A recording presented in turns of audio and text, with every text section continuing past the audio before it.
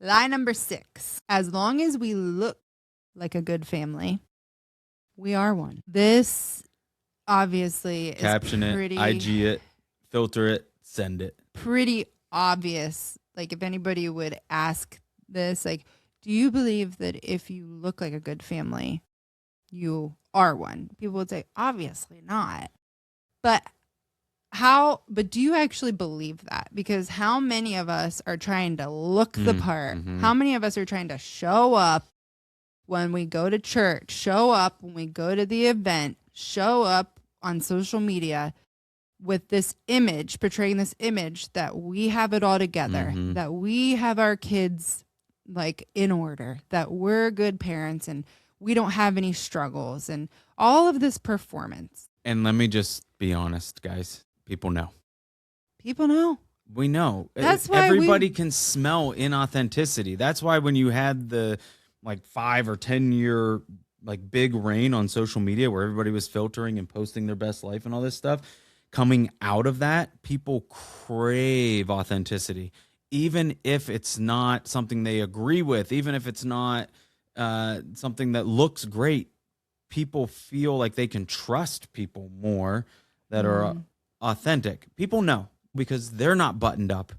Nobody's all the way buttoned up. So then when they look at your family and you're putting off this performance that there's nothing wrong, they know that's crap because everybody has problems. Right. Yeah. So just stop putting on the act. I mean, it's easier said than done because we do live in a world in a country that cares so much about image and keeping up with the Joneses. That's why this whole podcast way back when it started was called the Adkins Highlight Reel, REAL, because I was so sickened by the facades. And I'm just not a good one to put on facades. And I think that is because my tendency is to care so much what people think.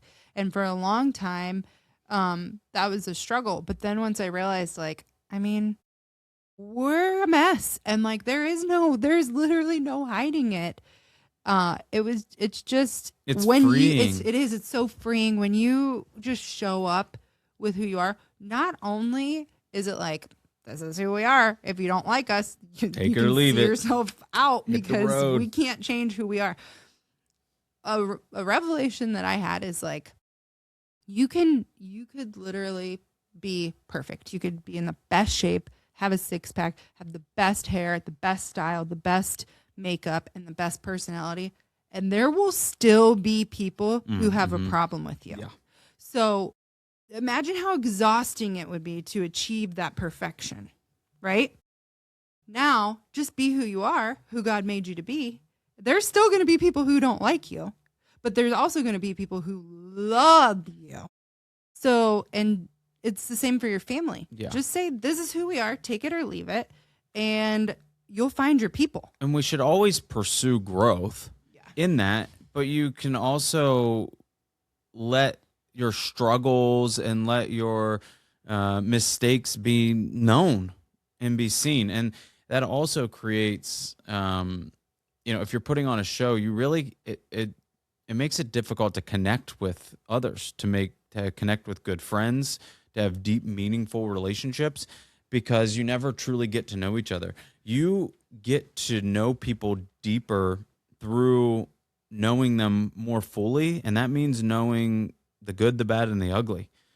And sharing in those struggles and going through struggles with people. Yeah. I mean, think about like our small group right now. We're going through and telling everybody stories. I feel more closely connected to people knowing all the hard stuff that they've gone through than I ever did before. Yeah, than I ever would have if they were like, yeah, this is my house, this is my cool dish set, and these are my coffee mugs, and like this is my cool car. Like, we're not going to connect over that. I want to know your dirty laundry, dude.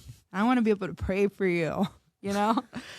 But the scripture for this one was 1 Samuel 16:7. The Lord does not look at the things people look at. The Lord looks at the heart. And that's what we should be striving for. We should be striving for what God cares about.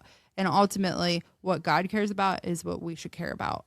So God cares about more about what is happening in your home than how it looks to others. And that should And give you peace. if you're pursuing God authentically and rawly and doing the best to follow his plan for you, and you're doing the things that he has for you, or at least trying your best to do the things that he has for you, then who cares? Yeah. Who cares what anybody else thinks? Doesn't matter. Does not matter. All right.